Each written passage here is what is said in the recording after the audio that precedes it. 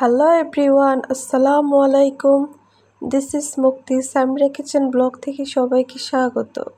সকাল সকাল ঘুম থেকে উঠে অতিথি পাখিদেরকে খাবার দিতে চলে আসলাম। সাথে আমার যাও ছিল, উনি খাবার দিচ্ছিল, আমি ভিডিও করছিলাম। এর ফাঁকে আমার মেয়ে আমাকে বাড়ি থেকে ডাকাডাকি শুরু করছে, তাই শুনতে গেলাম কি হয়েছে। বলল ওর দাদা নাকি বক পাখি নিয়ে আসছে। তাহলে বললাম যে তাহলে তুমি নিয়ে আসো। এই তো আমার মেয়ে দুইটা বক নিয়ে আসছে, একটা ছিল ডাউক পাখি, একটা ছিল বক পাখি।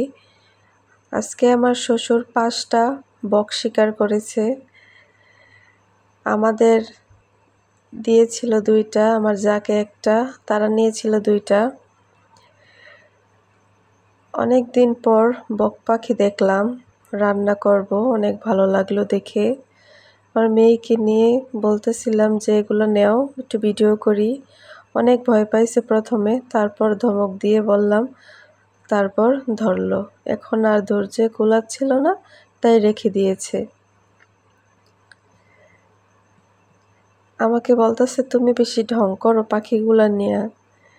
এদিকে পাখিগুলা আমি কাটতে বসলাম, কিন্তু পাখিগুলা আরও 1 ঘন্টা আগে জবাই দেওয়া হয়েছে, তাই পাখিগুলা এত শক্ত হয়ে গেছে, চামড়া ছিলে আসছিল না। অনেক কষ্ট হয়েছে এই পাখিগুলা কাটতে। সাথে সাথে কাটলে তাড়াতাড়ি চামড়াগুলো ছিলে চলে আসতো। এখন দেরি করে কাটার জন্য চামড়াগুলো অনেক টাইট হয়েছিল। আমি 2টা পাখি আজকে ভালো করে পরিষ্কার করে নেব, আগামী দিন রান্না করব।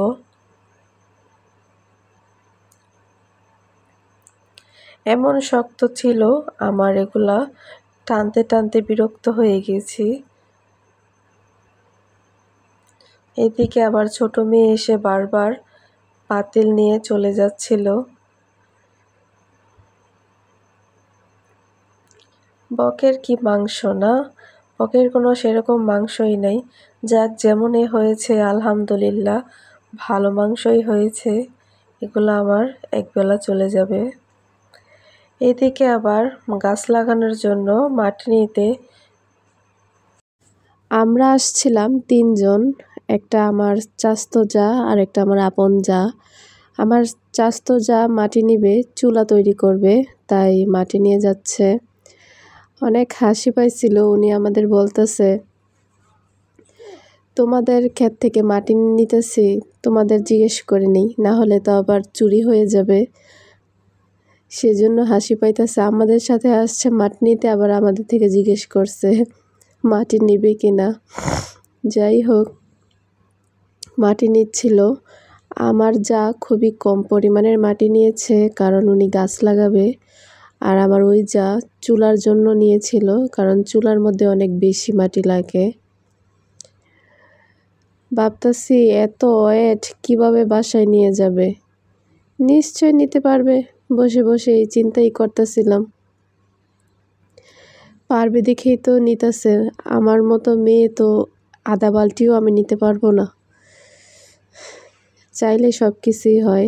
এদিকে আমার মেয়ে বলতেছে, মা এগুলা সরিষা ফুল, এই ফুল আমি আগে কখনোই দেখি নাই, এট ফার্স্ট। বললাম হ্যাঁ, এগুলা সরিষা ফুল, লোকেরা লাগাইছে, তুমি ছিঁড়ো না। বলতেছে না আমি ছিঁড়বো, আমি বাড়িতে নিয়ে যাবো।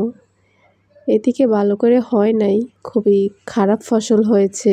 সামনের দিকে আছে, ওগুলা ভালো হয়েছে, কিন্তু ওটি আমাদের থেকে অনেক দূরে।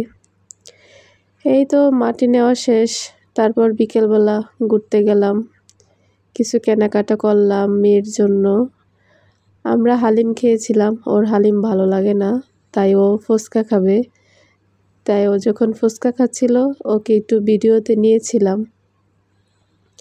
অনেক ভালো করে মজা টেস্ট করে খাচ্ছিল। আমরা হালিম খেয়েছি, আমাদের কাছে হালিম অনেক ভালো লেগেছে। আমার ভাবি হালিম খাওয়াইছে, ভাইয়ের বউ। থ্যাংক ইউ এত মজার একটা হালিম খাওয়ানোর জন্য ভাবিকে। কি টেস্টি করে খাচ্ছে, একবার এখান থেকে নে, একবার ওইখান থেকে নে।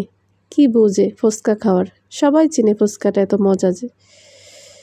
যাই হোক, সবাই ভালো থাকবেন। এই পর্যন্তই। আল্লাহ হাফেজ।